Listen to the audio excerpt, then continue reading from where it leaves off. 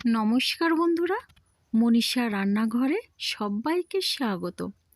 প্রতিদিনের মতো আজকেও নিয়ে চলে এলাম দারুণ একটা সুস্বাদু রেসিপি। আর এই রেসিপি দেখতে হলে অবশ্যই লাইক দিয়ে দেখা শুরু করুন, ভিডিওটি ফুল ওয়াচ করবেন, এটাই আমার অনুরোধ রইল। তো বন্ধুরা, ভালো লাগলে লাইক, শেয়ার, কমেন্ট এবং সাবস্ক্রাইব করে আমার পাশে থাকবেন। আর এখনও যারা আমার চ্যানেলটিকে সাবস্ক্রাইব করেননি, প্লিজ সাবস্ক্রাইব করে পাশে থাকা বেল আইকনটি প্রেস করে নোটিফিকেশান অল করে দিন, তাহলে কিন্তু সবার আগে আপনি আমার নোটিফিকেশান পেয়ে যাবেন। তাহলে চলুন বন্ধুরা, রেসিপিটি শুরু করি। আর আজকে আমি করছি বাঁধাকপির পকোড়া। তো বাঁধাকপির পকোড়া করতে হলে প্রথমে আমি একটা বাঁধাকপি নিয়েছি আর সামান্য কিছুটা অংশ আমি কেটে নিচ্ছি, আর এইটা দিয়ে আমি পকোড়া বানাবো। তো দেখুন, প্রথমে আমি ঝিরি করে কেটে নেব আর একটু লম্বা করে কেটে নেব।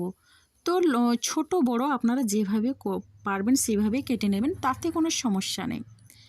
তো দেখুন বন্ধুরা, এইভাবে কিন্তু ঝিরি করে বাঁধাকপিটা কেটে নিতে হবে। আর এই বাঁধাকপির পকোড়া কিন্তু অসাধারণ লাগে সন্ধ্যের সময় চায়ের সঙ্গে আর মুড়ির সঙ্গে। তো বন্ধুরা দেখুন, বাঁধাকপি কিন্তু আমি ঝিরি করে কেটে নিলাম।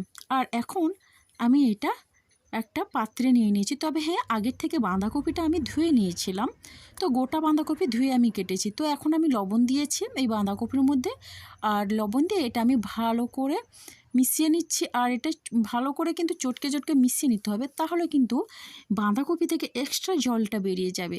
তাহলে দেখুন বন্ধুরা, এইভাবে কিন্তু আমি বাঁধাকপিটা লবণের সঙ্গে ভালো করে মিশিয়ে রেখে দিচ্ছি কিছুক্ষণের জন্য, মিনিমাম 5 মিনিট। আর বন্ধুরা, 5 মিনিট পরে আমি ফিরে এলাম।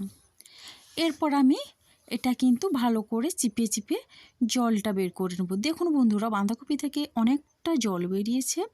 তো পরে আরও বুঝতে পারবেন অনেকটা জল বেরোবে। আমি এটা চিপে নেওয়ার পরে দেখা যাবে অনেকটা কিন্তু জল বেরিয়েছে। তো বন্ধুরা, অন্য একটা পাত্র নিয়েছি, আর সেই পাত্রে বাঁধাকপিটা আমি জলটা ঝরিয়ে এভাবে চিপে নিয়ে নিলাম। তাহলে দেখুন বন্ধুরা, এই বাটিতে কতটা জল বেরোলো।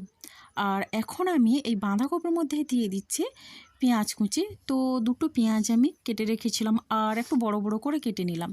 আর এখন দিচ্ছি কাঁচা লঙ্কা কুচি। আর লঙ্কাটা আপনারা যেমন খাবেন সেই বুঝে দেবেন। তো লঙ্কা কুচি দেওয়ার পরে দিলাম ধনেপাতা কুচি, আর দিচ্ছি সামান্য পরিমাণে হলুদের গুঁড়ো, আর এখন দিচ্ছি লঙ্কার গুঁড়ো। তো বন্ধুরা, এরপরে আমি দিয়ে দিলাম জিরের গুঁড়ো, আর দিচ্ছে ধনে গুঁড়ো। আর এখন আমি দিয়ে দিচ্ছি বেসন, আর এখন দিয়ে দিচ্ছে চাট মশলা। তো চাট মশলা দিলে কিন্তু খুবই ভালো লাগে। আর অল্প পরিমাণে দিয়ে দিচ্ছি লেবুর রস।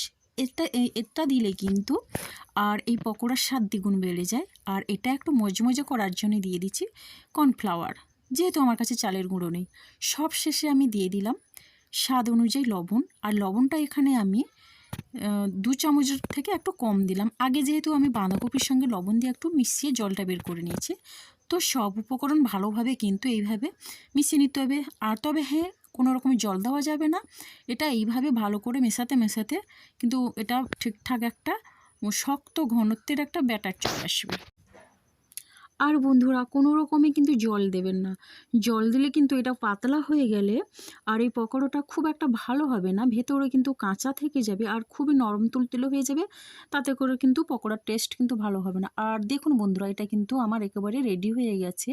আর এটা কাদা চিটচিটে সেই রকমই হবে।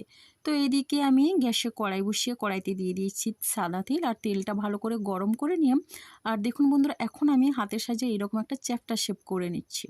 তো এইভাবে আমি একটা করে কড়াইতে দিয়ে দিলাম। তো বন্ধুরা, আপনারা চাইলে আপনাদের পছন্দের মতো শেপ দিয়ে পকোড়াটা ভেজে নিতে পারেন। তবে হ্যাঁ, চ্যাপ্টা করে ভাজলে কিন্তু ভাজাটা খুব সুন্দর হয়। তো এইভাবে আমি সবগুলো দিয়ে দেবো। আর এই পকোড়া কিন্তু দুর্দান্ত লাগে। আর আমি যেইভাবে উপকরণগুলো দিলাম, সেই উপকরণগুলো দিয়ে ভালো করে যদি মাখানো হয় তবে গিয়ে কিন্তু খেতে খুবই ভালো লাগবে। তো বন্ধুরা, এক সাইড আমার হয়ে গেছে, আর আমি এখন অপর সাইডটা একই রকমভাবে ভেজে নেব। আর বন্ধুরা, এত সুন্দর গন্ধ বেরিয়েছে আর এত টেস্টি হয়েছে যে এটা ভাজতে 2-4টে খেয়ে ফেলবেন। তো বন্ধুরা দেখুন, আমি প্রথমবারে এইরকম ভেজে নিয়ে তেলটা ঝরিয়ে সবগুলো আমি তুলে নেব। আর বন্ধুরা আপনারাও চেষ্টা করবেন এইভাবে করে পকোড়াগুলো বানাতে।